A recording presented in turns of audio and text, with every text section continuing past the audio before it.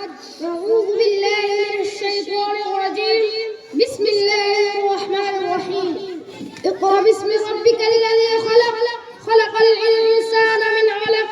اقرأ وربك الأكرم الذي علم بالقلم، علم الإنسان ما لم يعلم. صدر انجمان اور حاضرین مجلس، آج کی سالانہ انجمن میں جس موضوع پر بولنا چاہتا ہوں وہ ہے علم کی فضیلت. سامعین اکرام، ابھی آپ کے سامنے جو آیات کریمہ پڑھی گئی ہے یہی وہی ہے جو محمد صلی اللہ علیہ وسلم پر نازل ہوئی. جب آپ مصروف تھے کہ اچانک جبرائیل علیہ السلام آپ صلی اللہ علیہ وسلم کے پاس آئے اور کہنے لگے اے محمد پڑھیے. آپ صلی اللہ علیہ وسلم نے فرمایا کہ میں تو پڑھا ہوا نہیں ہوں. جبرائیل آپ صلی اللہ علیہ وسلم کو زور سے کھینچا اور کہا پڑھیے. آپ صلی اللہ علیہ وسلم نے پھر وہی کہا کہ میں تو پڑھا ہوا نہیں ہوں. اس طرح 3 مرتبہ جبرائیل نے آپ صلی اللہ علیہ وسلم کو زور سے کھینچا اور کہا اقرأ باسم ربک الذی خلق. پڑھیے اپنے رب کا نام سے جس نے پیدا کیا.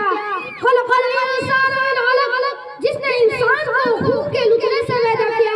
اقرأ وربک الاکرم، پڑھتے رہے رب کا رب بڑے کرم والا ہے. الذی علم بالقلم، جس نے قلم کے ذریعے علم سکھایا. علم الانسان ما لم يعلم، جس نے انسان کو وہ سکھایا جسے وہ نہیں جانتا تھا. ان آیات کریمہ میں علم حاصل کرنے کے لیے آپ صلی اللہ علیہ وسلم کو تاکید کے ساتھ حکم دیا گیا ہے. ساتھ ہی علم حاصل کرنے کا آداب بھی بتا دیے گئے اور قلم کی ضرورت اور اہمیت بھی بتا دی گئی جس کے استعمال سے انسان کو علم میں کامیابی حاصل کرتا ہے. میرے اسلامی بھائی اور بہنوں، علم حاصل کرنا انسان کے لیے کتنا ضروری ہے. اللہ تعالیٰ نے قرآن مجید میں بار بار علم اور اہل علم کی اہمیت و فضیلت کا تذکرہ کیا ہے. جیسے کہ ایک موقع پر اللہ رب العالمین نے فرماتے ہیں قل هل يستوي الذين يعلمون والذين لا يعلمون. اے نبی صلی اللہ علیہ وسلم کہہ دیجئے کہ علم والے اور علم برابر ہو سکتے ہیں. اس آیات کریمہ سے معلوم ہوا کہ عالم اور غیر عالم کبھی بھی برابر نہیں ہو سکتے. قرآن مجید کے علاوہ احادیث میں بھی علم کی اہمیت و فضیلت کا تذکرہ بار بار ہوا ہے. جیسے کہ حضرت ابو درداء رضی اللہ تعالیٰ عنہ کہتے ہیں کہ میں نے نبی صلی اللہ علیہ وسلم کو فرماتے ہوئے سنا جو شخص ایسے راستے پر چلے جس سے وہ دین کا علم تلاش کرے تو اللہ تعالیٰ اسے جنت کے راستے پر لگا دیتا ہے. اور فرشتے طالب علم کے لیے اس کے اس عمل پر خوش ہو کر اپنے پر بچھا دیتے اور عالم کے لیے آسمان و زمین کی مخلوق حتیٰ کہ مچھلیاں پانی میں مغفرت کی دعائیں کرتے ہیں. اور عالم کا فضیلت عابد پر ایسا ہی ہے جیسے چاند کو سارے ستارے پر فضیلت حاصل ہے.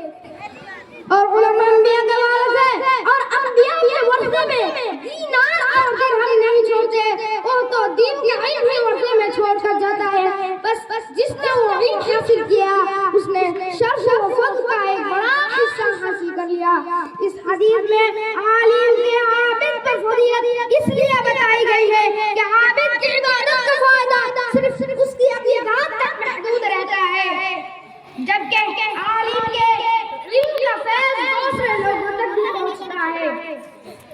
اس لیے میرے بھائی اور بہنوں، ہمیں چاہیے زیادہ سے زیادہ علم حاصل کریں اور لوگوں میں عام کریں، کیونکہ علم کا فائدہ صرف دنیا ہی میں نہیں ملتا بلکہ مرنے کے بعد بھی ملتا. آخر میں اللہ تعالیٰ سے دعا ہے کہ ہم سب کو علم کی اہمیت و فضیلت جاننے اور علم حاصل کرنے اور اس پر عمل کرنے کے توفیق دے. آمین. وآخر دعوانا الحمدللہ رب العالمین. السلام علیکم ورحمۃ اللہ وبرکاتہ.